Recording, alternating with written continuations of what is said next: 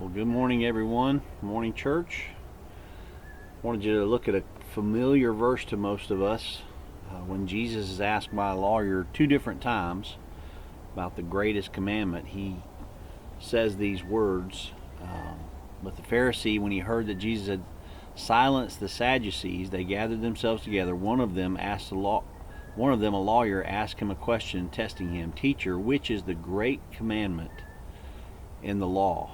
And he said to him, "You shall love the Lord your God with all your heart, with all your soul, with all your mind. This is the great and foremost commandment. The second is like unto it. You shall love your neighbor as yourself. On these two commandments depend the whole law and prophet." And I was reading in G.Campbell Morgan. I love reading his stuff. Reading a sermon by him, and I went back and researched this word all. And I looked in a ton of translations, and they all say the same thing. They all use the word all. But the original Greek is holos, which means whole.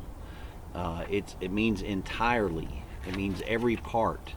And G. Campbell Morgan makes the point that Jesus, I'm just going to read this to you. I know I rarely just read to you from something, but it's so good. The Lord's answer was of the very nature of the question of the commandment, the nature of the great commandment. Our Lord's reply wasn't all, but he was saying, "Thou shalt love the Lord thy God with thy whole heart, with thy whole soul, with thy whole mind."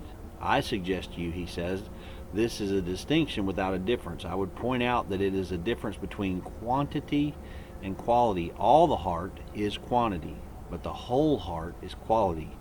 Just as in prophecy of Malachi, it does not bring all the tithes into the storehouse, but bring in the whole tithe. It's possible for a man to bring all the tithes to be mechanically, mathematically accurate in his giving, and yet does not bring the whole tithe unless he brings it in the true spirit and for the true reason, thus introducing into the activity and attitude the spiritual element, which is supreme. Our Lord doesn't merely ask for all of anything, he asks for the whole. I just want to challenge you today to think about whether you're giving your whole heart to him, every part of your heart, and you're doing it with joy, with a spirit that says you really want him, that you really want him to be in control of your life. You're not begrudging your following of Christ.